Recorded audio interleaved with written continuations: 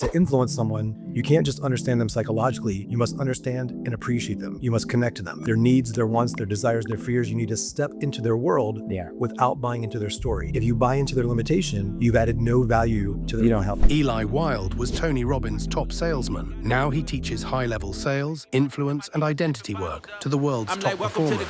There's like 5 objections that you get. Could you handle them? Most of them have no idea. I'm like, this is your family's future. What are some really bad openers? So there's levels to it, but when you tell any story, it goes into one of 2 buckets. So what? Or me too. First time I did a really big talk, like thousands of people, it was that event with Jordan Belfort. I'll never forget as I was going on stage, this is part of my secret sauce with selling. It's a mind shift, but also a language pattern. And the reason why no one else will teach this is because 1, they don't know it, or 2, they know it, but they don't want you to know it. That's why you keep on having to buy more shit. All right, so Eli, walk me through. So you from what I understand, you were Tony Robbins' #1 producer. Mm-hmm. You were there several years, which you have to be really to get the experience and wisdom. Walk me through that journey. Like, how did you get started with Tony? Like, what happened? Like, how did this all happen? I got my first sales job selling dental products over the phone. Okay. I sucked. And so I was just really into psychology, communication scripts, all of that. Yeah. And I was reading about, I wanted to create like more a confident state. And I got into NLP, and somebody said, well, check out Tony Robbins. How did you find NLP randomly? I used to ride motorcycles on the weekend with a dude that worked at Trader Joe's. Really? And we just went for a ride up the coast, PCH one day, and we just pulled over and we're talking. He's like, bro, you got to check out Tony Robbins. I was like, who's Tony Robbins? Next thing I know, I get the tapes, the CDs. I got his personal power jam on eBay for $7.90. And this, I've been listening to audiobooks, and it's like really good stuff, but it sounds like there's a reader. Yeah. And this guy's voice, and he's just all over the place, and there's this energy, and he's using cuss words and things like that. And I'm like, man. So this is a couple of decades ago. You talking early 2000s? 2005. Wow. Okay. 2005. Yeah, back in the heights. Yeah. Okay. And so I just listened like crazy, and I saw he was speaking at one of those big Learning Annex events. It was like 40,000 people. Donald Trump spoke, Robert Kiyosaki, Susie Orman. It was kind of like a pitch fest because that's how they make money. Yeah. And it's like you almost wanted to leave. It wasn't good. But, I saw Tony supposed to speak 2 hours. He spoke 4.5. Yeah. And I was like, and it was unbelievable. Yeah. And it moved me so much. And I did something unreasonable. Okay. I used my rent money to sign up for his big event. Yeah. And then I just sat with like, how did that happen? How did he get me to that place where I couldn't do that in sales? And a light bulb moment for me is I saw him turn around a suicide, like an intervention that he did. And my mind was like, if he can use some process to turn around a suicide, I wonder if I can use some of that process to turn around sales. With a prospect or something. Yeah, and just his connection and the framing, and I geeked out on it. Yeah. And so, I went to the event, and I was just, obsessed with this man. You were mesmerized by this guy. Yeah. You bought his, what was his thing? It was what's the next event that he sells? It's not the Date with Destiny. It's the one that's a little bit less, that's the kind of the starter UPW. One. UPW, Unleash the Power Within. Yeah, we're taking a bunch of the team there in October. Wow. They're going to have lots of fun. Yeah. Really so you went to UPW, there's thousands of people there, jumping up and down. What happened there? What did you see there? It was amazing. I had some breakthroughs, and I remember, the first day of the event, he took a break, which was rare, but he'd been telling a story he usually doesn't tell about reading a book, Think and Grow Rich, and how it had an impact on him. I remember I'm talking to these 2 girls, and they invite me to lunch, to grab a snack. But fact is, I was so broke, I had 2 cans of Trader Joe's Tongal tuna in my bag and some stolen like mustard and, mayonnaise packets, and I'm just going to eat. And he had told that, story about the book, and I had that book in my backpack that I carried with me everywhere, but I hadn't really like mastered the knowledge. Yeah. And I opened it up again for the first time, it felt like, and the first chapter of the book there, there's this story of a man living in Orange, New Jersey, in railway cars, and he hears about a genius who's changing the world, Thomas Edison, and he writes down he's going to be partners with Thomas Edison. And so I got this idea right there. I was like, I'm going to be partners with Tony. And so I wrote it down in my book. I still have the book. It's interesting. And I was talking to a dude who, went to the bathroom. I met this guy. And so many people are mesmerized by Tony. Like, I'm going to work for him. I'm going to be on stage. I'm going to be a speaker. Yeah. But you can tell they never just talk. Yeah. And the guy put the idea in my mind. And I was like, I'm going to do that. Yeah. And Tony says, you go to the event. He's like, so few people are committed to be outstanding, like standing out. Like, what does it take to, not to be great, but to stand out from everybody else. Commitment to mastery. Yeah. And it just put a standard in my mind, and he talked about some things. And so I ended up harassing the company. Okay. I felt like I could do anything. I was broke. Yeah. So I needed to get some money. I was in on the back part of Santa Monica. It wasn't a good part of town. Yeah. And I started my first business. It was called Gymless Fitness. I was in such a good state. I started doing free like training for donation only in a park in Santa Monica. Really? And I had a red bucket and people would come by. I'm like, hey, get over here. And, I Work made out. like $2,000 in a park in 2 weeks. And I was like, I can do anything. Yeah. I called Tony's company over 200 times in a period of about 2 weeks. Okay. And I'm just like, I get the number and I'm just dialing through extensions like 101, Just 201. harassing them. And just leaving messages on everybody. Okay. Eventually I get the right person. They invite me down. And this dude, I go down to San Diego and the whole way there, I'm like doing incantations. I'm like screaming like Tony, whatever. He's like, I now command my unconscious mind to direct me. I'm just doing the same stuff. I'm all pumped up.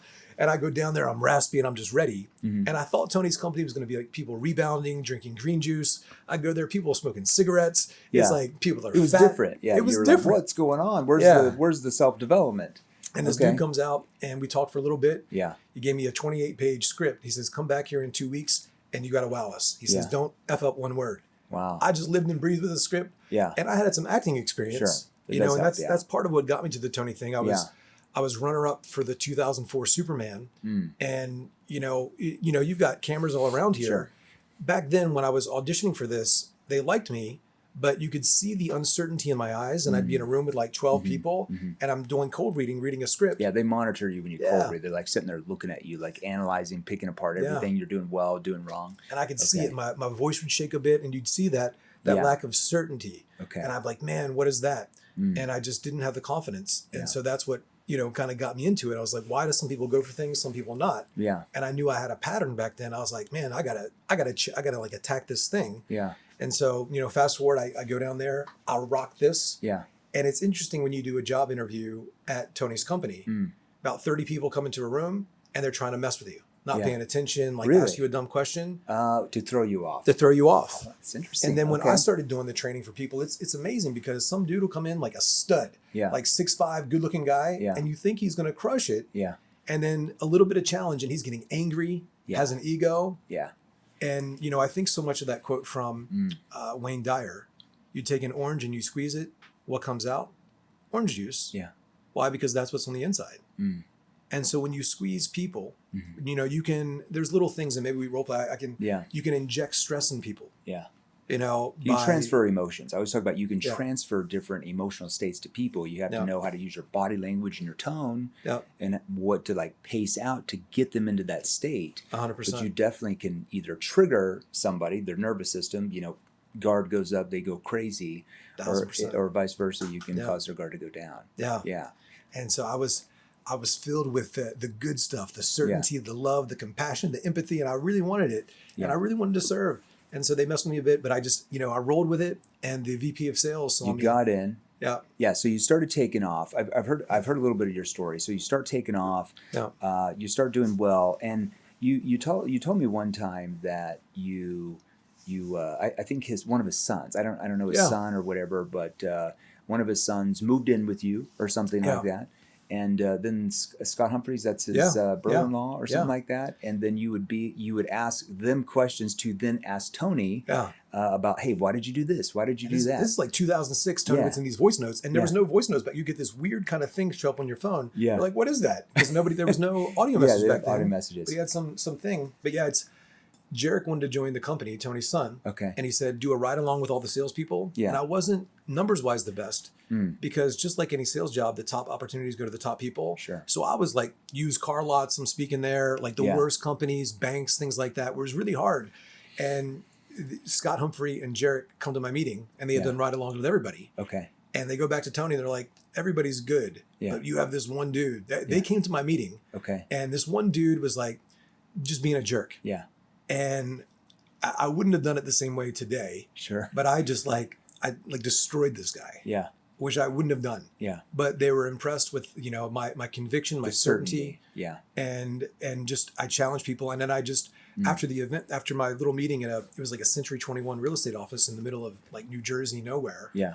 I would go around the office. Like say I was doing a presentation here. Yeah. And you and I do a thing for your staff. Yeah. I would walk around one-on-one to people's desk. Yeah. And I would close people. Oh wow! And they were like, "Man, this dude is just this is intense, really into it." So, give us a few profound things that you heard back from Tony during that experience of the Son of Scott? Like, what were like 2 or 3 things that he said where you're like, whoa, like this just changed your whole view of selling anything? Yeah. Hey guys, Jeremy Miner here. A lot of you guys keep asking me really good questions in the comments on how to sell more. So the easiest way to actually get a hold of me is to actually text me way faster.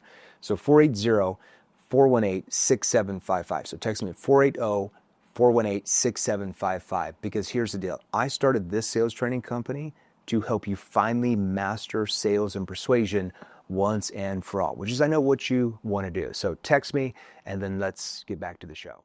Well, one, Jarek wanted to speak on Tony's stage, and Tony's like, I'm not into nepotism, and he gave that bit. You can get smart from another person's knowledge, but you'll never become wise from another person's wisdom. Yeah. And I really sat with that. Like, I began to, because we all want to have success, and I wanted to be number one and all that. I wanted to make money. Yeah. But I was like, I need the reps. Yeah. And so I just wanted to get good. Yeah. And I thought so much of this concept of financial confidence. Like, he just really dug into, you need the reps so much. Sure. And something he said on one of these little voice notes that I just sat with for days, and I still sit with this all the time. And this is part of how, we've created a trust-based system in how we sell. Tony said this thing in one of those voice notes. He says, outside of the connection that you have with your audience, the second most important thing is the pre-frame. Yeah. And then when he said that, I was like, well, what if I had a system for creating connection and getting people to trust me? Yeah, that's the, me and you have talked about this. The number one way to influence is mastering how to emotionally connect, right? You told me this as well. We've always taught this, where the prospect sincerely feels that you understand them, sometimes better than themselves, their needs or wants, even things they fear. But do that, I always used to talk about, you do that without buying into their SHIT or their story. You call it a story, their limiting beliefs, because they've already done that. Why do you feel like most salespeople don't understand the emotional connection? They're more focused on overcoming objections. Yeah. Why is that? It's ego and wanting to get something. And, there's so much, as they say, you make people feel understood. It's like, and it's one thing to understand a prospect, but it's another thing to let them understand that you understand. Yeah. Where they feel understood and appreciated. Yeah. Yeah. It's the empathy of not buying into their story like, oh, now's not a good time, or I don't have the money. Yeah. If you're not showing empathy for that or concern for that, you're showing concern for the consequences if they don't change. You're concerned about what's going to happen if you don't do anything. Yeah. That's where they have to see that you're concerned about, not buying to their story. I think 100%. A lot of people don't know how to do that. Yeah. Yeah. There's that. Yeah. That one, quote I say all the time. I had a conversation with Tony, and I asked him about how he saw the process of influence, and he said that quote that I put in a lot of my keynotes. But he says, to influence someone, you must be connected to that person.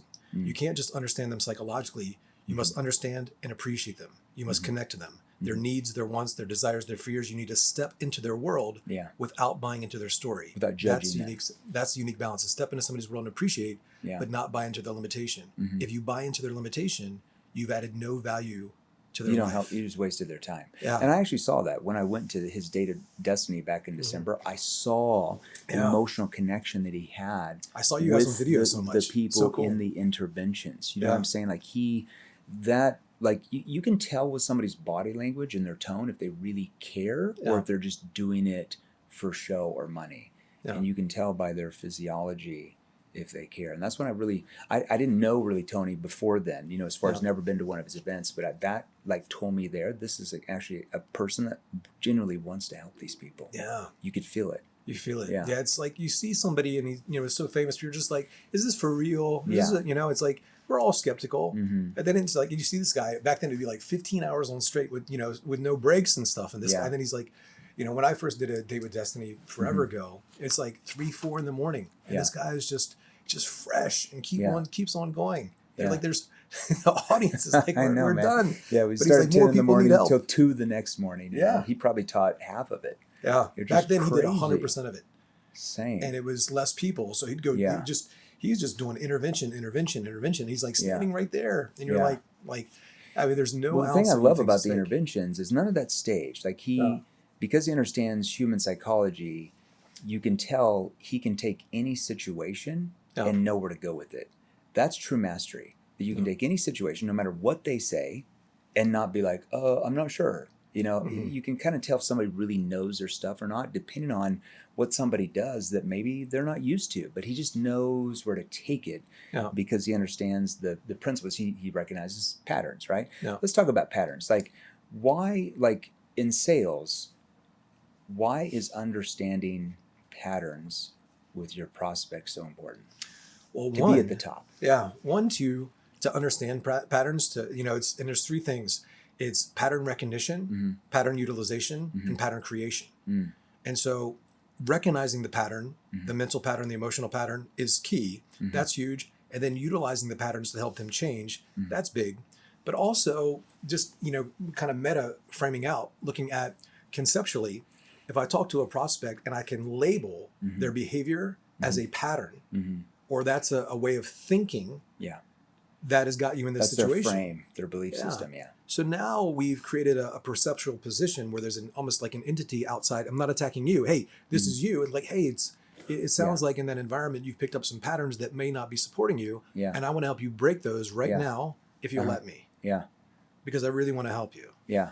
And so it's like it also helps us create something, and then we're helping people recognize patterns within themselves. And because we're labeling it a pattern, people don't feel as attacked. Sure. And so it's creating a disassociation, that way of thinking. Yeah. That way of being. It's putting them into their, the identity they are now compared to where they want to be. And most people don't really know where they're at right now. So, one thing, Tony, I saw that he did at Date with Destiny is he talked about there's three types of people. He talks about the stressor, the dabbler, and those who are committed to mastery. Yeah. And I was sitting there like, oh my gosh, that's such good framing, how he's putting him in those frames.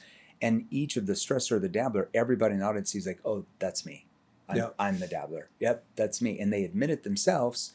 And then, he talks about commitment to mastery, commitment to mastery, commitment to mastery. And then they have other things to offer them to help them get to that level. 100%. Yeah, I love that. Yeah, when you have these stories or those bits, as we call them, it's when you tell any story, it goes in one of two buckets. So what? Or me too. Yeah. And the identification piece is so good. And it's like, he's like a billionaire, but you still identify with him. Yeah. It's interesting for you. You said you didn't know him very much and you're there. At what point for you do you think that you were like, I trust this guy? Well, I could tell by his physiology when he was talking with people that he genuinely cared about them changing their situation. And to me, that's important for me. Like, hey, if you're going to be able to, if you have an audience, if you have a platform, you have to make money, of course. You have to have a business. You have to pay people to do things. But you have to be in it for the right reasons. And I see a lot of people, when I get around them, I can just, you can tell. You can read body language, you recognize patterns, right? Things they say. If they're talking about their Ferraris and how rich they are in the first 1 or 2 minutes, I'm like, oh, interesting that you brought that up. Yeah. You wanted to tell me how wealthy you were and how many houses you had. I'm like, there's I always, that phrase, money talks, wealth whispers, I'm always looking for that. Yeah. Yeah. We call it the magnetic force of mission. And, before, I speak or even being here today, I get associated to why I'm doing this. We've all had self-serving reasons for whatever, but it's like when I get outside of that and, and condition that, I feel bigger, I feel more connected to people. And, it's like, it's so important as a salesperson or business person to make your team, everybody to feel like you care. Yeah. And the best strategy for making people feel like you care is to actually care. Yeah. That's a good strategy to have. Yeah. Like actually care about you getting results. Yeah. And it's like, it's becoming increasingly rare. Yeah. I think a lot of it is just a lot of these, me and you were talking about it at dinner last night. There's a lot of people that, have a little bit of knowledge, maybe, let's say salespeople that start their own sales training company. We talk about that. And I know you have some amazing stuff to help salespeople sell more. That's everybody watching this. And you really focus on how to sell from stage, one to many, brilliant and all that stuff. Why is it so important to have so much experience? I think you had 14 years experience, with Tony before you even started your own thing. Yeah. Why, to be an expert, to really get clients the best result? You see a lot of people that sell for 1 or 2 years and then they're a sales trainer. And I'm like, I know what that person made. They were good, but they weren't like great or anything or like the best. Why Why is it so important to like get and really gain experience at the highest level before you start your own thing, if you really want to be around a long time? Yeah, it's like it's two different skills also between selling and coaching. Yeah. So a lot of the people that are sales coaching, they're just showing what they did, and some of them are very charismatic. They were good, Personality not great. sellers. Yeah. And they don't have the depth. And a lot of times too, I mean, if somebody's been selling for 6 months or a year or 2 years, how much of their frameworks have they truly developed? Maybe somebody's really special, but a lot of them, they're just stealing other people's stuff. And even for me, it's like when I started, I felt like, man, I got to create all my new stuff. And otherwise, I probably would have started a business a long time ago. Yeah. But I felt incongruent. Like, I feel like, I was comparing myself to Tony, of course. So I felt like, I wasn't good enough, not smart enough. Like, who am I to do this? Yeah. But when I role played with Tony one time backstage, I spoke at a UPW in London. Yeah. And he was like, he wanted to role play with me. Yeah. And he was like, you're really good at this. Yeah. And, we talked about this trust-based framework. And he was like, I trust you. And I, it was just so fascinating. And I saw things that he was doing, like, to me to make me relax, because I'm mesmerized and I'm nervous. But he put me at ease. Yeah. And then I recycled that conversation in my mind so much as to like what creates this. Yeah. And Tony has had many mentors, and I think that's it's a double-edged sword. One of the things that's helped me a lot is I have no ego. And I'm a salesperson. All salespeople have a little ego. Sure. But I'm like, I learned, everybody has an ego. We just have to control it. Yeah. Yeah. And Tony's like, just be so hungry to learn. Yeah. But also not learning for the sake of learning. A lot of people have, say it's not self-development, it's shelf development. They just go to event after event or go through training courses after training courses, but never do anything with it. 100%. What do you find really helps? I have my own ideas on this that really help me retain information, because I'm like you. I just love information. Like, give me information. I'm a sponge. Like, I've read, a lot of books. We talk a lot about that. Went through hundreds of courses like you, and some of them really were crap. Yeah. But there'd be one or two things that might be good. Or there'd be something they said to do, and I'm like, oh, that's a really good idea. But if you just change this word and this word, and you knew how to like pace that out better, it would actually land better. So those things give us ideas. What's something that you feel really helps clients really retain information, where they can actually go out and use it and do well with it? Because you see a lot of people go through information, but they don't seem like they know how to use it. Yeah, it depends slightly on the context. But, I remember a conversation with Tony, I asked him something similar. And he said this word mind riff. And I was like, what does that mean? And you listen to Tony speak, he's got such mastery over all these really advanced hypnotic, NLP language patterns. Sure. And I started to take, phrases, questions. I would go to events and I would record Tony's talk, and I would go back, I would hand transcribe, and then I'd take like a pink highlighter and I'd start underlining the questions and looking for patterns. Yeah. And I would have, I would take what's there, put on note cards, create it my own, and I would say it over and over and That's over what again. It is. Yeah. That's just how you retain repetition. It. Yeah. And I was like conditioning my mouth, like how I said it, how I enunciated it, because I was really insecure about how I spoke. I was voted the quietest kid in high school growing up. Yeah, I had a big gap in my teeth. Yeah. So I mumbled a lot. Yeah. And I hid. And so I was like, he talked about conditioning. Yeah. And just even that sense, whether it's language or a skill or whatever, like we often attach behaviors to our identity. I'm broken. I'm dumb. I'm not a good communicator. And then that pattern, that gap helped me create enough dissonance where I was like, oh, I've just got a pattern of communicating. I got a pattern of thinking. Yeah. And just like, a muscle, we can condition. So I looked at this way of training, and the way that I teach and you do here as well, it's conditioning. Yeah. And somebody, I wouldn't say somebody's broken. It's like they had a bad back. You just need to strengthen it. It's repetition by, somebody who's mastered the thing you want to master. Michael Jordan says his best. I was talking to Hormozy maybe a month ago about this, is, you can take 1,000 jump shots a day. I might be phrasing it wrong. You can take 1,000 jump shots a day, but if you were taught the wrong technique, you're still going to suck at basketball. 100%. And I see a lot of people do that. But it is about the rehearsal. It's like I always talk to our really advanced students about, think about your favorite actor or actress. Yep. Leonardo DiCaprio, whoever it is, Julia Roberts, George Clooney, whatever. How much do you feel they rehearse to really, like when you watch them in that movie, pretty much everything they say is pretty much 100% scripted. But does it sound scripted? No. It sounds natural. It sounds real. And let's say you do a training call and you say, okay, you're going to say this and you're going to ask it this way. If you don't go back and rewatch that and listen to that several times and write it out and rehearse it, you're not going to remember. You're like, I think he said this, and it's going to come out like 70% wrong. And I see a lot of people do that. They just don't take the time to really rehearse it, to really get it down. And that's where they miss out, you know? Yeah.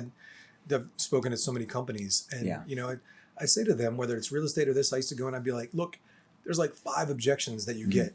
And like, you know, if I asked you right now, could you handle them? Like even just the basic things, just a couple questions or whatever.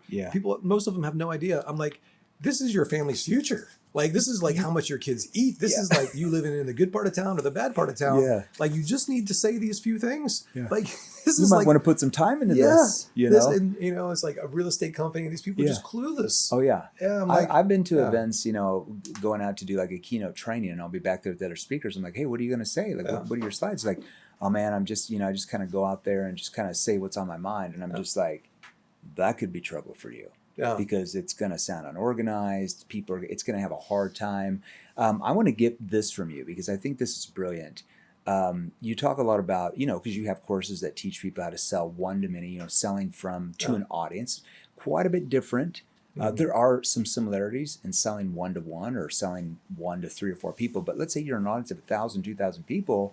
You can't really help them. You can't overcome objections. You got to get really good at preventing those objections. That's it. So what are some really good, well, actually first, what do you see from most people who, you know, speak on stage or sell from stage? What are some really bad openers? I saw something you did the other day. You listed these bad openers. What's some really bad openers that you see a lot of people, even people that have really big companies, do that just are really bad? You know, it's like, so there's levels to it, but most, hey, how's it going? Or people go, I'm not really a speaker. They start apologizing, or they're like, they're just kind of rambling. You have that moment. And then next level of not as bad, but quite, you know, could be bad is 2 universal questions, which is still good.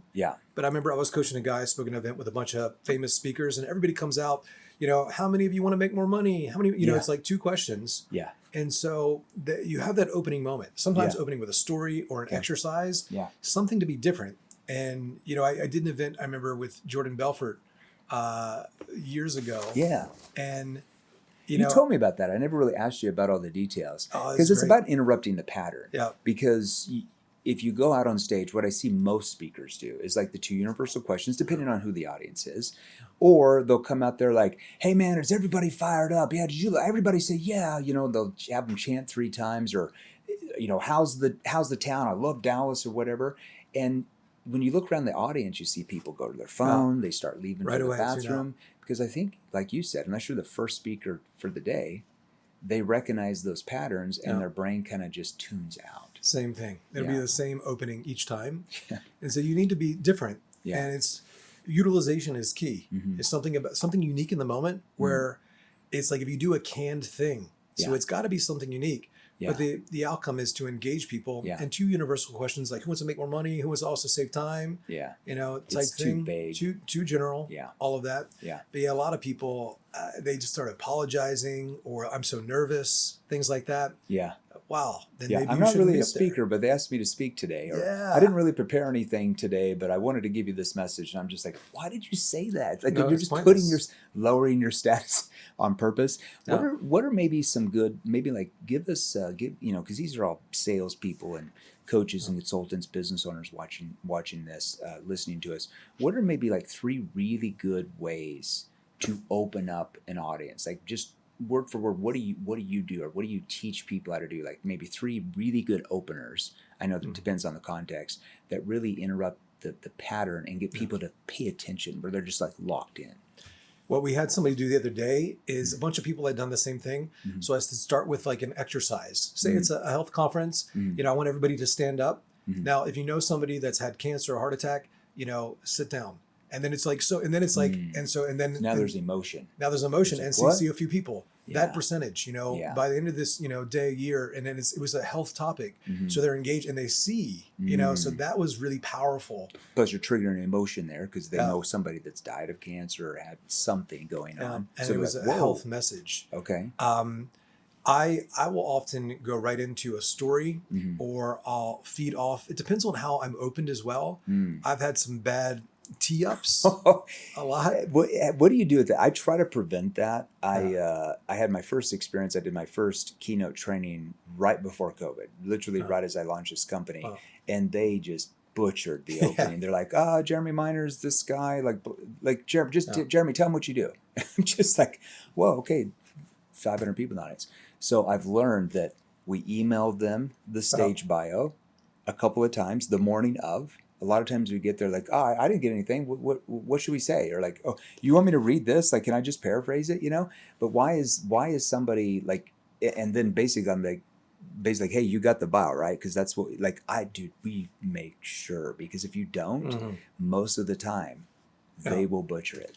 I did the same talk for Tony 3,400 times. Yeah. And I would send like the intro and I'd give it to them. Yeah. But the boss doesn't care. I'm a salesperson. And it was this thing and they would just butcher it each time. So my last few years in the company, I just had no introduction. Yeah. And I went up cold every time. Yeah. And it was actually better for me, but I just knew I was going to, really tee that up. But what a lot of people do and what we did originally, which speakers can use, is have somebody do a bio and then make a reference to it. Yeah.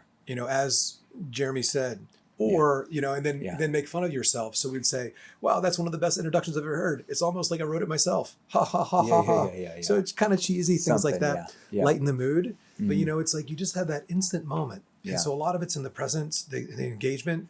What a lot of people do, which is good, and I do a lot, is I edify the owner of the event because I'm a guest a lot. Yeah. Give it up for Jeremy. It's like, I'm so honored to be here with you. Sure. And we were just talking backstage. Now they're getting like, now they're like, what were they talking about backstage? So now it's curiosity. Yeah. So you're interrupting the pattern by getting them to and now it feels unique and it's authentic too. Yeah. So I'll take that too. And they're like, oh, what were they talking about? And I, I'll lean into something that relates to them, or I'll bring up something in the moment. Often, and I was just with a friend, Cole Hatter, brilliant speaker. Yeah, you were telling me about it. Yeah. He sells from stage, teaches people how to do it or something like that. Yeah. Yeah, so there's a lot of presuppositional statements in there. What do you mean by that for everybody? They might not know what you mean by presuppositional states. Yeah, it's not a term that necessarily learn in Sales 101. Yeah, so it's a, it's a positive assumptive statement. After you guys listen to this podcast, you're really going to be thinking differently about sales forever. I see. Yeah. But they might, are they going to be, but it's these slight little buy-ins. Yeah. And so they're positive agreements. Sure. And there's positive, assumptions and there's negative assumptions. Like even in sales, a positive assumption would be, and this is part of my secret sauce with selling. And it's a mind shift, but also a language pattern. Yeah. So I'll go negative assumption first. And some people sell like this. They're like, hey, you suck and you continue to suck. That's why you need my thing. Yeah. Negative, assumption. Yeah. Positive assumption is, wow, you're amazing. You're brilliant. Like I connect with a lot of people. Like you literally have the potential to do anything. You're just missing this. Like if you had these skills, you could be. Do you see what's possible for you? Because this is who you are. Yeah. Like there's other people out there that just don't have what you have. They just got these skills. Yeah. And if you had this, do you see how this would really enhance who you already are? You're building them into building the buyer. Building them into the buyer. The identity of the person becomes it's like, the buyer. Man, you're special. Exactly. You just need this, as opposed to you suck. Yeah. That's why you need my thing. Because then they feel judged. Yeah. Yeah. 100%. And people typically don't move if they feel judged. Very, 100%. very few people. Yeah. Okay. So we've got those openers. So, interrupting the pattern, there's, you can start with what I typically do is I do one of three. Like sometimes I'll start with a date.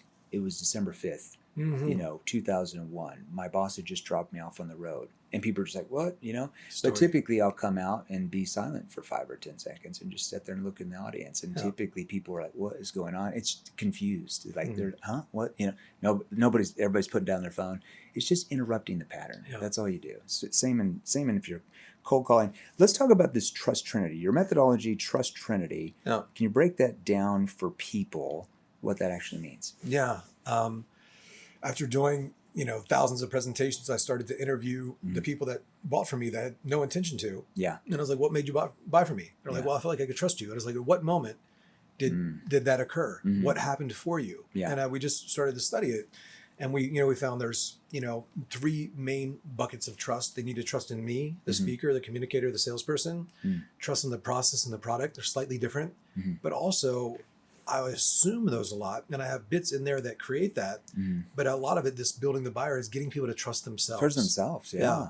I think that's the most important thing out of any of it. Yeah. I think most people don't trust themselves. They might be like, his training's good. I really believe it. I see all these testimonials, but maybe it won't work for me. Yeah. It's being a builder and destroyer of belief. Yeah. And creating situations where might even reverse engineer an experience where people will have that. But really it's about this process of, reframing people's identity, getting them to have buy-in, the gap exercise, all of that, seeing what's possible, creating this identity attention. I can see Tony doing that at Data Masters. Brilliant. Yeah, it's so good. And I was talking to Sean, we say frame early, reinforce often. And so we're getting them to buy into what's possible, why they're here, creating that association, and then really building that, and also cutting off, pre-handling all the objections. Yeah.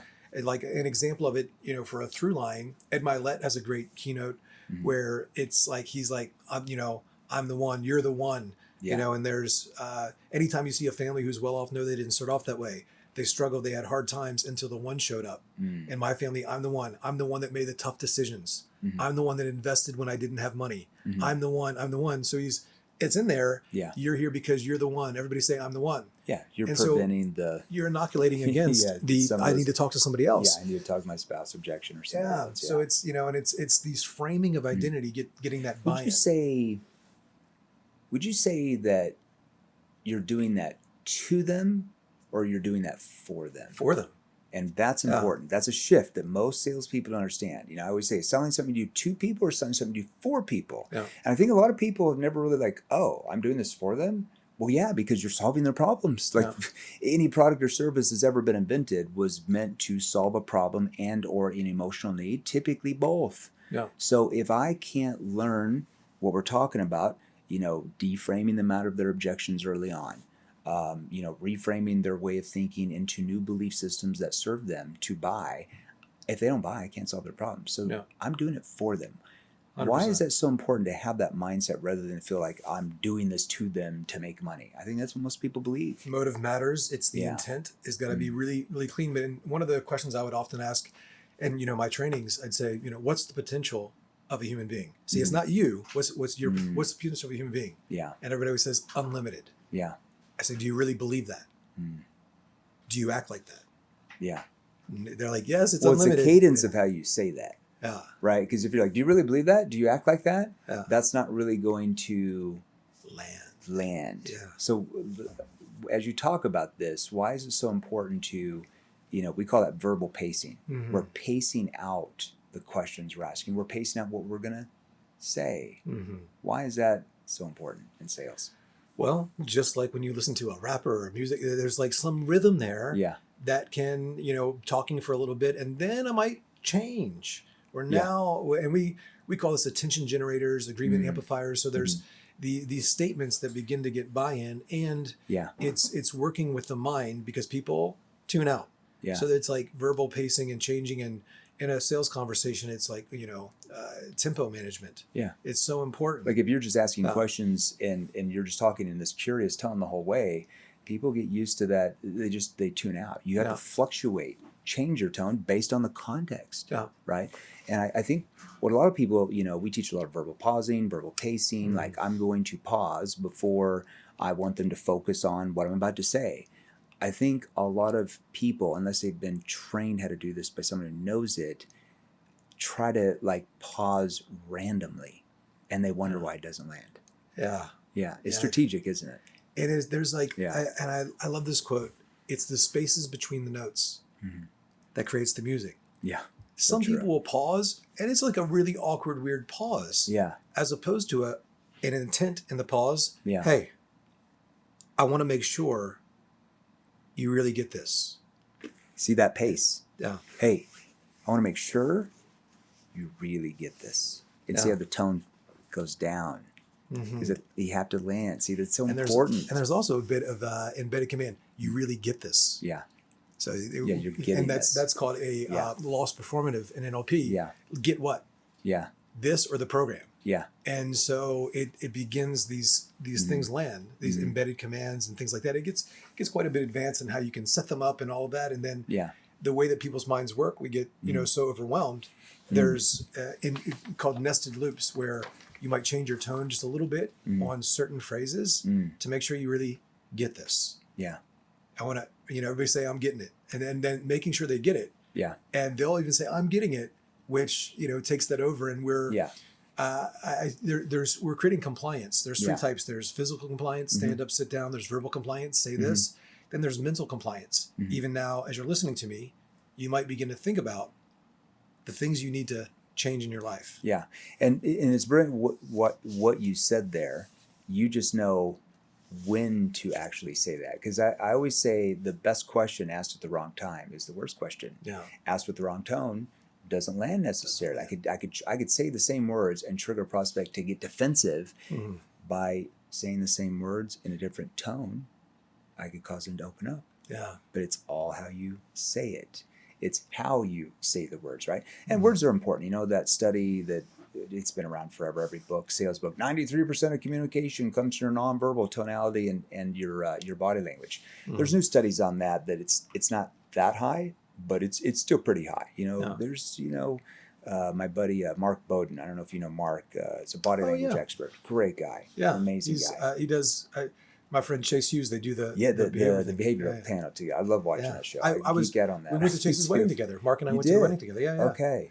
Yeah, I love Mark. But the newest studies show about close to 30% is actual your words. Words do matter because words mean different things. But you're talking still 70% is your tonality and your body language.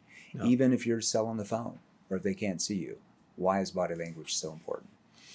Well, the way that I teach it, I break down a lot of these models from NLP and all of that, like body language. I mean, it's like anything connected to the body. Yeah. So even now, like say I'm handling an objection or, I'm teaching somebody, they could say my words, but they might not land. And so what's behind that? When somebody gets an objection, like mentally they process it, they make it mean that they're not worthy, they're not good, God's punishing them, they shouldn't be in sales. Yeah. Now I even give them the language to say, but they had a stimulus response where it's triggered an emotion inside of them. And now they say the right words, but their physiology is off, meaning that they have stress in their voice and fear and anger, or any of it. And now they say the words, but they come through, even if somebody's trying to do the tone, but it's like, but really the processing is, am I doing the tone? Am I doing the tone right? And so if you're saying that in your head as you're doing it, it's not going to land. And so like the tonality comes from, it naturally comes from an emotion. And so we can sound certain or curious or whatever, but to train ourselves to be genuinely curious. Okay, and why did you say that? You have to be in that state. Yeah. You have to be curious. If you're faking the curiosity, it's not going to come out. If you're faking the concerned tone, it's not going to come. Like when I was in sales, selling on the phone or whatever, I was generally concerned about the consequences if they didn't change. Yeah. And they could feel that. You can't fake just as much as people need to train on the language, they need to train on the presence and the embodiment of being. Yeah. A way of being. Yeah. To get people into that place of trust. Well, it's the same thing. You read any biography of like the masters, actors and actresses, and they don't just get on set and become like the character like right before they go on. They start to become the character in their personal life. Yeah. And so sometimes that's why some of the relationships don't necessarily work out in Hollywood, because there's so many different characters. You feel like you're with 12 different people a year, but they become who they're portraying in the movie in their real life during that time. So when they get on set, it's like, that's just who they are. It's their identity almost. Yeah. And I see some of the best are able to change their identities like that. I think it's amazing. I love that. Okay, let's talk about the POV. Talk about the POV, the perception of value. Yeah. There's different terms for it. I was talking with Dan Henry. I was talking to you about a couple months ago, guy. And we're talking about in the prospect's mind, whether you're selling from stage, whether you're selling one-to-one, if you're selling to a company, you're talking to 10 stakeholders, whatever. In the prospect's mind, your solutions, your offer, they kind of all view them the same because they don't know all the differences, right? They just hear people say there's things that are different, but I think in the back of their mind, they just kind of all look the same. Why is understanding how you frame that offer the most important thing to actually win over? It's the most important thing. And I'll give an example that I love giving this example, but I might have something really great that's like gold. Yeah.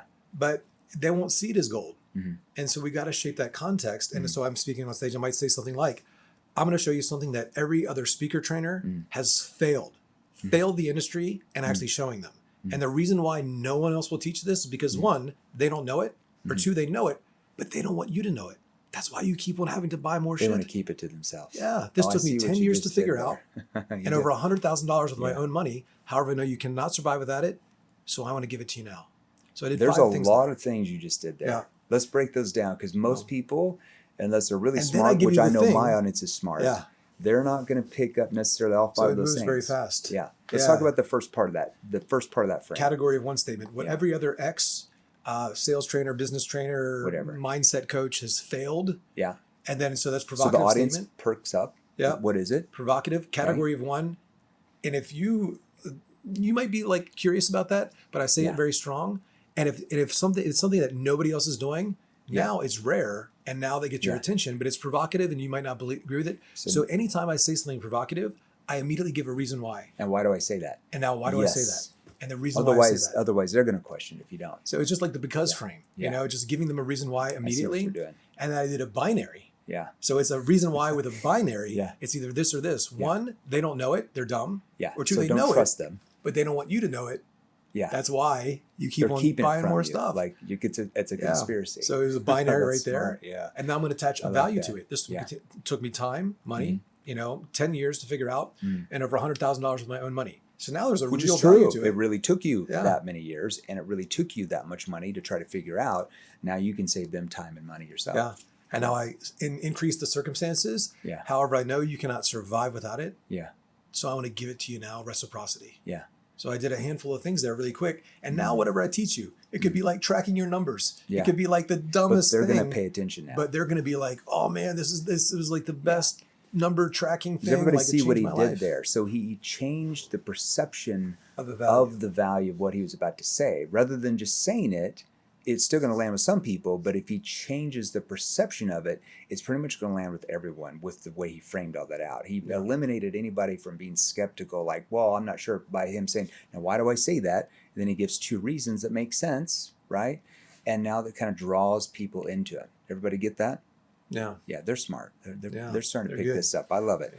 Okay, let's talk about, you've studied underneath a lot of people. A lot, and Tony, I'm a connoisseur of fine courses. I was saying to Sean yesterday, it's like I learn everything. Me too.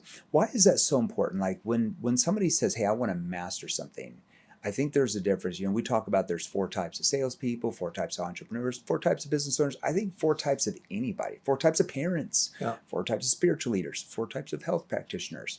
There's the wingers. They wing everything. There's a lot more to that. There's those who dabble in it, the dabblers, buy a few sales books a year, buy a cheap course, maybe follow us on, basic free reels on Instagram or YouTube or something. And they believe in the lie that if they just stay in long enough, that eventually they'll learn from their mistakes. Right. And then there's more to that. Then we have the know-it-allers that initially invested in sales training, a lot of money, got good. Maybe they're making multiple 6-figure years and they start getting big heads, stop learning, right? Stop investing, income gets capped. Then you have those who are committed to mastery. Obviously, you're committed to mastery. You wouldn't have sold as much as you did when you're in sales, and you wouldn't have what you have now, the clients you have. When I say commitment to mastery, what does that mean to you? Like in your mind, what does that mean? What does somebody who's committed to mastery actually do rather than just say, I'm committed to mastery? I think it's like continued learning. At a very big purpose, that sense of mission. And so it's just a way of being, I believe, where you put in the reps continually. And whether it's in the gym or your relationship or in sales training, it's like you're conditioning a muscle and you just want to be psychologically, mentally, emotionally fit. And that training never stops, and you realize, and we've all had, at least I've had times where I was not taking care of my health or this or that, or not doing the reps. and I didn't feel as confident. Like I didn't feel as congruent in selling people and getting people to basically be in a place where I'm making a recommendation with their livelihood. Yeah. And it's like, unless I'm being it, I don't feel good. Yeah. And it's not congruent for me to ask somebody to do something I'm not willing to do. Yeah. And that's where, it's like, if you're new in sales or whatever, you might not have the bajillions of dollars or the success. Yeah. But you need to, it's a way of being. And when I started coaching, there was, all my clients were way more successful than me. Sure. They all had tons of money. I had no money. And I would ask them, like, why'd you invest with me? They're like, oh, it's just, you remind me of how I was, or way of being. And I just like, I want to live in this state because that's so influential more than just what I say, but that's powerful too. But it was just a way of being. And they're like, you're so hungry. It's the growth. It's that. And I've had times in my life where I got complacent or took my foot off the ground. And I just, it's like my life just wasn't as good. 100%. Yeah. I had times earlier in my sales career where I got a big ego, thought I didn't need to learn anything else. And I would always notice my sales would get capped. I'd kind of just stay there, and I'm just like, it took me a while to really understand it. A mentor, once told me, he's like, hey, where are you at? Like, you want to be at the best at the top. What are you doing daily to get there? And I had to kind of look at myself in the mirror and say, Jeremy, where are you at? Like, where are you right now? To like really start to understand, hey, I've got to make some changes if I want to be at the top and really stay at the top. I love, have you ever seen that Tom Brady documentary where he talks about like his chip on his shoulder? How amazing is that? So good. He's driven by, it's amazing because like most humans, he's driven by fear that, he'd always say like, hey, I was always looking over my shoulder at the next guy coming up. That's why he was so committed to like studying the game tape more. If he threw 2 interceptions or 3 interceptions in one game, he went back and he figured out, okay, this is why I threw that. Not just like, oh man, like it sucks. I don't want to throw interceptions the next game. I need to get better. He found out why he threw the interception. He was like, my back foot, I threw off my back. He didn't throw off my back. I threw off my back foot instead of throwing my foot. If I just angled my left foot 2 inches to the left, I would have made that touchdown. And then he eliminated mistakes.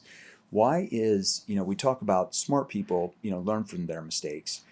But I think what most people don't know is the people who are in the top 1% or higher or get to the top 1% or higher, they don't learn from their mistakes. They learn from other people's mistakes. So they don't make the same mistakes themselves. Why is that so key to being at the top? Well, life's short. You don't have time to make all the mistakes and learn from them yourself. Yeah. It's like it's going to be a long road. Yeah. And there's people out there that know the road ahead and been doing this for, years, 10 years, 20 years, whatever. It's like there's so much wisdom that you're going to get just being around them. Yeah. And there's little insights that, strategies, ways of thinking, ways of being that just, it literally turns decades into days. And there's just they're so vast these days. Yeah. And I think AI is great, ChatGPT, but something about the human interaction of like, using a computer to help you with human interaction can be limited. There's definitely a utility there. Sure. But when you're, learning from people that are in the game and it's just a way of being, I think that presence and that insight and that standard is what really gets us to grow. Yeah. Psychologically, mentally, linguistically, whatever, but also just spiritually. Like it expands our capacity and you want to be in the realm of that always. Yeah. And learning never stops. Yeah. Time flies by quickly. It does. Right? So, I mean, I would say one of the biggest things we get from our clients, especially in our Inner Circle Mastery program, is our call reviews. When we'll have like 100 people on there, very advanced students already doing really, really well. But when they hear me review let's say a Zoom appointment or a phone call, or maybe even in person where the person records it and we break down what they did well and where they lost the deal or got the deal, it's like these light bulb moments go on in their head. They're like, oh man, I'm doing the same thing. I need to get better at that. Or like, what, actually, I'm really doing this good. I need to keep doing it. Yeah. It's, I think the biggest problem in sales is the problem that you don't know you have. Because if you don't know what your problem is, how do you ever fix that? 100%. And it's learning from your mistakes. What are where are you? So I know you're focusing on selling from stage, and you've created a lot of offers there. We've trained with you from our offers on stage. You've worked with Hormozy's team, some pretty big names. Where are you and your business partner going with your company? Where are you going in the next 100%. Year or 2 year? Yeah, shout out to Eli Sanchez. Yeah, I'd be lost without him. Love Eli. Yeah, he's so great. Eli and Eli. Yeah. It's interesting. Just a quick insight. he bought my course back in the day. Yeah. And then he followed up with me 6 months later, and he had organized it way better than I ever could have. Really? And he, talked about partnering. I'd be lost without him. And it's like, my ego is like, I'm the only Eli because it's a unique name. Yeah. And now there's 2 Elis, and people are like, oh, you're the Elis now. So it was like a hit to my significance. And I was like, maybe that's a blessing, But he's been a blessing in my life. And it's great. And he knows a lot too, besides good. running the he actually knows a lot about framing and stuff. Yeah. I mean, he's so good. In his brother's company, he manages the sales team there, and $4.5 million a month in less than 2 years. Yeah. And so we're in a lot of these businesses, and we see, so much in process. He's great with that. That's not my strong suit. I'm good at other things like just the yapping and connecting. Yeah. But he's really brilliant. And we help a lot of big people with this, but we've not, it's a lot of it's consultings where we make money. Yeah. So we're finally starting to do more courses and ads and things like that. Hard to scale that. Yeah. Because it's, one-on-one it's a smaller TAM. Yeah. And I'm competing with other speaker trainers out there that are, don't really have the best stuff. So a lot of it's my stuff, but we're starting to repackage. That's why I'm doing more podcasts and all of that. Yeah. And for us, I'm also consulting people that do like, a family, they're trying to get money. VCs trying to get money from a family office. And these are, very important presentations. And the skill set of these folks is not very good. I teach them basic stuff. Probably and they're like, some of the worst stuff. If you taught them some basic stuff, they would they would raise 10 times the funds compared to how they go in and present. It's all logical. And they're like, they just want the logic and the facts. I'm like, well, yeah, but they're not going to make decisions off that. Yeah. Because every decision you make starts with your emotional side of your brain. I feel like a lot of people don't understand that.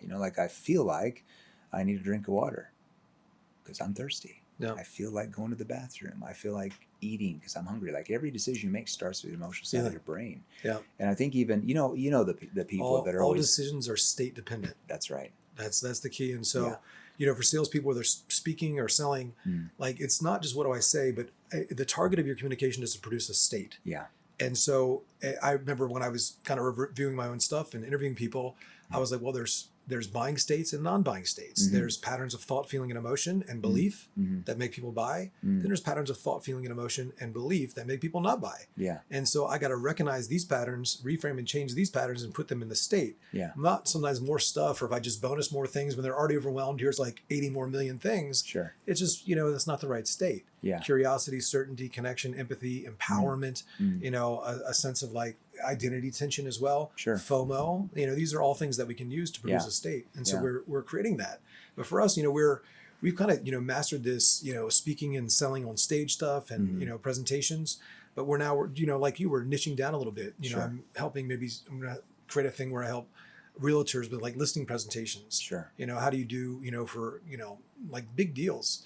And so we want to, really just change the way people communicate on stage and, help with that bit. So that's our thing. What do you feel? I was talking to one of my friends that owns a fairly large, fitness company. Yep. In like the coaching space. So I work out at the gym with them.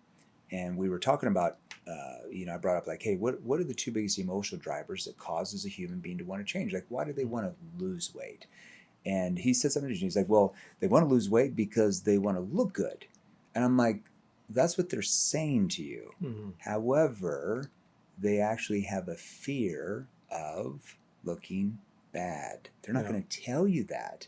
But that's what's driving them is there's always 2 things. I always say there's 2 emotional drivers cause human beings to want to change.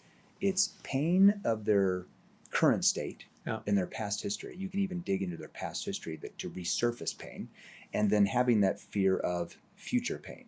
Like if I sold life insurance, I can still probably get them to have a fear of their, feel pain of their current situation. Maybe if a family member passed away and they didn't have the financial protection there, and how that made their family feel to have to cover that money, right? There could be some past history that could cause that pain. But with that, it's more of a fear of future pain. Like, this can happen if I don't do anything. So it's interesting because a lot of people believe that, hey, it's pain and then it's like pleasure. And I'm like, pleasure is really a distant third. It's pain of where they are now and their past, but it's really the pain of what could happen in the future before pleasure. What I'm interested to see what your thoughts are. You might not agree with that, but I've always found 100%. That pleasure is kind of a distant third. I think so many people focus on pleasure so much. You have to get them into that future state where they they feel like what life's going to be like once the problems are solved. But what are your thoughts on that? They say it's a 70-30. There's people that are away from people, then there's going towards people. That's the meta program at NLP. But I studied acting for a while, and one of the coaches is this line. He's, when you're a great actor, you're living truthfully in imaginary circumstances. So, as I related that to sales, getting people to tell the truth, and I'm creating an imaginary circumstance. And when I understood NLP, somebody defined it like this: it's using descriptive language to put thoughts and images in people's minds. Getting them to visualize it is the key, especially their future state. Yeah. And so as I'm speaking, I'd be like, what do I say in my script? Or I could communicate, as you really begin to think about when you go home tonight and you open that door and you look at your daughter in the eye, like I'm putting that image in your mind. And that's you're transferring in an emotion actually with them, and you get them to visualize that happening. It's impossible for their brain not to focus on that. And if I have connection and I'm connect with them and a pattern interrupt, and I'm literally like, I talked about compliance lit. There's physical, verbal, and then mental compliance. Even now as you're all listening to me, you might begin to think about your next sales call. And the question you need to ask yourself is, are you prepared? Because most people aren't. So few are, and some that think they are, they don't even know what it means to be prepared. And they're taking themselves back to that. And I'm going to start answering the questions in your mind. Even if you think you are, what we found based on research, now I'm creating an agreement. Like, most people believe this, but here's what's true based on research. This isn't me saying it, it's research. So here's the question you need to ask yourself. Now they're asking a question in their mind. And so you have some, you can prepare a lot more and do some really cool things when you're the one speaking. When you're speaking, you need to pre-handle and tell stories and put those emotions there. With sales, you're asking questions to draw that out. And the presupposition is that those answers are inside of them. Speaking, I'm guiding them to access something that lives inside of them already. You're building them into the identity of the person who becomes a buyer. And it's important what you just described there to get that, whoever that prospect, to visualize coming home, looking at his daughter right in her eyes. Most salespeople, they would say in that same situation, like, well, what are you going to do when you go home and have to talk with your family? But see, there's not a lot of visualization there, right? Compared to like, what's going to happen when you go home today and your daughter opens the door and you have to look her right in the eyes? That's completely different. Now they're focused on that. And I find so many salespeople are like, when they try to get them to focus on the future state, they're like, how's your life going to be different once this problem's solved? And I'm like, what does that mean in the prospect's brain? Problem solved? How can they visualize the problem? Like, if they're a lay down, they might, but 95% are not going to visualize that. You have to be descriptive of the problem and the consequences, like descriptive of the consequences of the problem to get them to focus on it. I think some salespeople realize that, but they don't feel comfortable doing it. I mean, you train. Why do you feel like think they're not comfortable? I think they feel invasive. I think that they feel incongruent. So it's like a lot of times they can see a script or have somebody teach them how to do it, but it's like I think also lazy. Most of the time, it's they have like most people have an inferior complex. Right. They believe, hey, this is great, I want to do it, but I'm not sure I can do it because I'm not successful yet. And I'm like, you have to have like situational status. Like, you can, let's say if you're a financial advisor and you're talking to a client that has a net worth of 500 million, and let's say you probably don't have a net worth of 500 million, you're calling leads, you're making 300 grand a year, you can still transfer certainty into them. That's called situational status, but that's like understanding really how to communicate and emotionally connecting. And if you don't understand that, I always say, like, look, salespeople always ask me, how can I gain more confidence as a salesperson? And I'm like, that's pretty easy. You learn more skills. You have to master this stuff. Like it's like asking a neurosurgeon, how do I gain more confidence in brain surgery? Well, hopefully you got really good at studying this stuff when you were in university medical school, and then you practice on cadavers. You didn't, did you master anything from reading a book? Tell me anybody who's mastered anything from reading books. It's people would come up to me and they say, hey, I got a speech, Eli. I got this talk. I'm speaking in front of 1,000 people. I'm really nervous. What should I do? I'm like, well, how much did you prepare? And they tell me, and I'm like, I would be nervous too. I would be really nervous. Right. I remember when the first time I did a really big talk, like thousands of people, it was that event with Jordan Belfort, and I was in Oslo. And I'll never forget, as I was going on stage, somebody asked me, are you nervous? And I genuinely, it just came out of me. I thought for a moment, and I go, nervous? I go, if anybody in this room should be nervous, it's them. Yeah. I'm the only person that knows what's going to be said. I'm the only person that knows what's going to happen. Yeah. They should be nervous. I hold all the cards. Yeah. It's like they should, if anybody's nervous, it should be them. Yeah. It's just like, I didn't sleep on the plane. I just practiced and I'm just I'm visualizing. I'm just like, speaking out loud. What would you say the average time is to rehearse for like let's say you have an hour keynote or something. What would be the average time you're going to rehearse that keynote to really nail it? Depends on how good you want it to be. Yeah. It's like, you mentioned Hermosa Gym Launch and Kale. Like we scripted out that presentation, the offer, and he did it probably 30 times, and we probably a dozen with me giving him feedback one-on-one. So it was just, and I think some people do pick up things quicker than others. For me, I knew that I needed to train like crazy. And, I had a little bit of an acting background, so I was really into it. Some people, they can see some things hit their points and it's pretty good.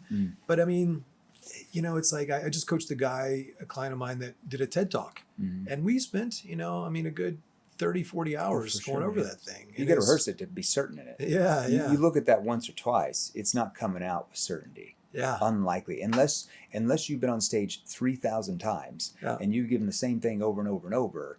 Even like I'll do a similar keynote, let's say back to back in the same week, let's say for same industry. But even after let's say I'll rehearse 12 times for the first one, 2 days later I'm doing the next one, I still usually will go through that 1 or 2 times more before I get back up on stage just to get it back in my mind. Do you say it as if you're like live in front of the audience? Do you say the whole thing? Yeah, because if you just read it, it doesn't come out. The pacing, the tonality, and I break out mine in 3 sections. So typically I'll tell any company, they'll say 45 minutes to an hour, I'm like, I won't do it. You're going to have to give me an hour and 15 or an hour and a half, or I'm out. They're like, okay, we'll do an hour and a half, hour and 15. And I just break it up in 3 chunks, 3 parts of it. And I'll just go through the first one over and over and over till I feel like I've got it. Second one over and over till I got it. Third one over and over till I got it. And then I'll do the whole thing together. That's how my brain works. If I try to go through the whole thing one time, it's just too much information. I do small chunks. And do you handwrite stuff out? Do you just read it and then try to memorize it? I put it in the notes underneath my slides, but I try to memorize it. I don't want to be, you have the confidence monitor, at most speaking gigs that you can maybe glance down or two, but I try to stay away from that. I try to memorize most of it, because I don't want to go off on tangents, because as well as I do, you can get up on stage and know everything you're going to say, and then a thought will come in your mind, and you'll just go off this way for 5 minutes, and then, you run out of time. Yeah. And it's funny because, like, let's say you got an hour keynote training, if you rehearse it, and it's an hour, that's typically means it's going to go about an hour and 10 to an hour and 15. You always got to add on about, I say 15%, because you just slow down on stage. Everything slows down. The cadence, you're walking now instead of just standing. There's different things. Things like that. Engagement, You have to eliminate stuff. I try to keep it tight when I do them, but I always go a little long. Yeah. A good speaker does. Where can everybody learn about what you guys do with your speaker training? We know a lot of people here watching, probably want to get better presentations. They're committed to mastery, right? That's why they're on this podcast. Where can they go to learn more about what you guys do? Wildinfluence.com or Instagram. We're finally creating content. You told me you were like showing me screenshots of David John. You're like, Eli, you got to do content. So we're finally doing it like 5 years later, following you, trying to get, a million. Trying to get better like everybody else. Yeah. So we're new to it. So Eli Wilde _sales.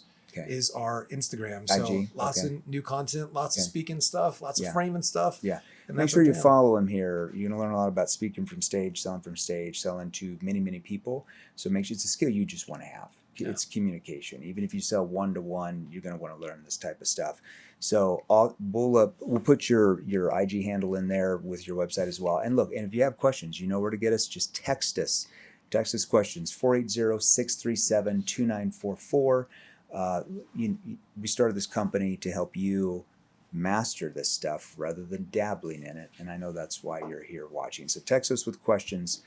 Myself or one of our sales trainers will get back to you. Eli, it's been a pleasure having you on the show, man.